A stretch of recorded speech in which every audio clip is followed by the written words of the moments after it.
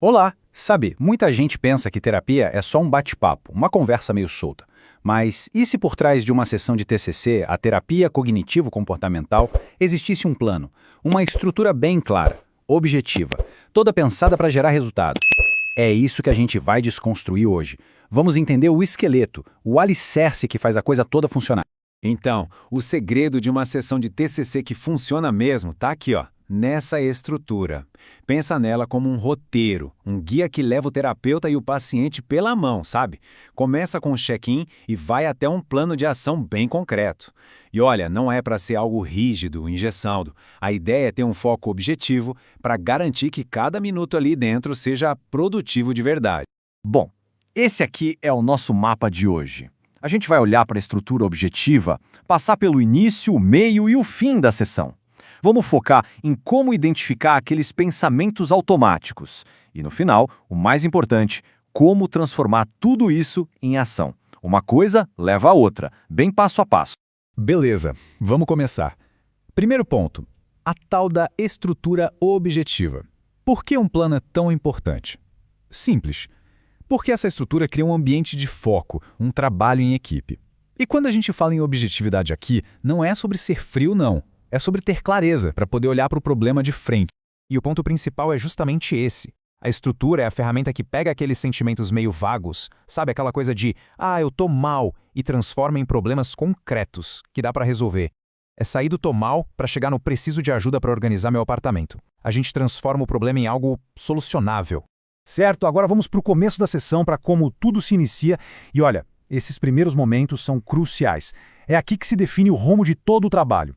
É como se a gente estivesse traçando um mapa antes de começar a jornada, sabe?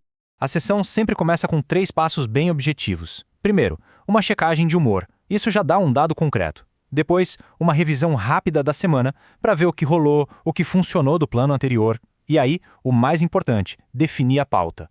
É o momento em que terapeuta e paciente juntos decidem, ok, o que a gente vai resolver hoje. Agora, olha que interessante essa conversa. O Abi começa a viajar, a divagar, e a terapeuta, a Judith, o que ela faz? Ela com todo jeito interrompe para transformar a preocupação dele num item objetivo na pauta. Isso aqui é ouro, porque evita que a sessão vire uma conversa sem fim e foca a energia toda num problema que dá para trabalhar de forma objetiva. Mas claro, nem sempre é um mar de rosas, né? Às vezes a pessoa divaga ou não sabe bem sobre o que falar, ou está se sentindo tão sobrecarregada que nem consegue pensar num objetivo. E é justamente por isso que a estrutura serve como uma âncora. Ela ajuda o terapeuta a navegar nessas águas turbulentas e manter a sessão no rumo certo, sempre produtiva. Ok, superada a parte inicial, a gente entra no meio da sessão, no trabalho central mesmo. É aqui que aqueles itens da pauta que foram definidos de forma bem objetiva são trabalhados um a um. Agora é hora de, literalmente, arregaçar as mangas. E olha só que contraste interessante. O terapeuta pode ter aquele pensamento automático, tipo, poxa, não posso interromper, senão a pessoa vai se sentir invalidada. Só que a ação que realmente funciona é outra. É redirecionar a conversa com jeito. Porque a validação de verdade vem de usar o tempo de forma objetiva para resolver os problemas que a pessoa trouxe. E essa pergunta, ela é a essência do trabalho. Em vez de ficar discutindo a briga, o que aconteceu, quem falou o quê, a terapeuta vai direto no foco, na cognição. Ela pergunta qual foi exatamente o pensamento que passou pela cabeça da pessoa naquele momento.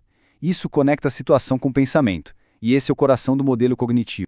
E isso nos leva direto para a técnica central da TCC, que é identificar os tais dos pensamentos automáticos. São eles que puxam o gatilho das nossas emoções e comportamentos, sabe? A gente precisa trazer esses pensamentos para a luz do dia para poder olhar para eles de forma objetiva. Tá, mas o que são esses pensamentos automáticos? Pensa neles como aquelas reações mentais que a gente tem, na hora que algo acontece. São as palavras, as imagens que brotam na nossa mente. E o grande perigo é que, na maioria das vezes, a gente simplesmente aceita eles como verdade absoluta, sem nem parar para pensar que, são só pensamentos. Esse fluxograma aqui é perfeito para entender. Olha só, uma situação simples. Uma amiga cancela um almoço. Isso dispara um pensamento automático. Ela não quer me ver. E esse pensamento leva direto a uma emoção, a tristeza. O processo fica super claro, passo a passo. A gente vê que não é o cancelamento do almoço que causa a tristeza, mas sim o pensamento sobre o cancelamento. Esse é o pulo do gato. E aqui tem uma técnica fundamental. Ajudar a pessoa a transformar perguntas cheias de ansiedade em afirmações. Pensa bem, uma pergunta tipo, será que eu vou dar conta? É meio vaga, difícil de analisar. Agora, se a gente transforma isso numa afirmação, eu não vou dar conta, aí sim. Aí a gente pode examinar isso de forma objetiva. Quais são as evidências a favor e contra? Chegamos na reta final da sessão. É aqui que a mágica acontece, que tudo se concretiza. O fim da sessão é onde todo o aprendizado é amarrado e vira um plano de ação para o mundo real, lá fora. O objetivo é exatamente esse: levar o que se aprendeu para fora da sala de terapia. Então, nesses últimos minutos, a estrutura garante 3 coisas. Primeiro, um resumo dos pontos mais importantes que foram discutidos. Segundo, a criação de um plano de ação bem claro e prático para a semana seguinte. E terceiro, um espaço para o feedback, para garantir que a parceria entre terapeuta e paciente continue firme e forte. E olha só o plano sendo colocado à prova na prática. A terapeuta não só ajuda a montar o plano, ela checa o nível de compromisso. Ela pergunta para o AB, qual a chance de você realmente fazer isso? Quando ele responde 100%, a intenção vira um compromisso que dá para medir. É a objetividade, mais uma vez, garantindo que a mudança aconteça de verdade lá fora. E uma ferramenta como essa aqui é essencial. Ela é a ponte entre a sessão e o dia a dia. Com perguntas simples, tipo, o que está passando pela minha cabeça agora? A pessoa aprende a ser o seu próprio terapeuta, a identificar e questionar os pensamentos automáticos ali, na hora em que eles acontecem.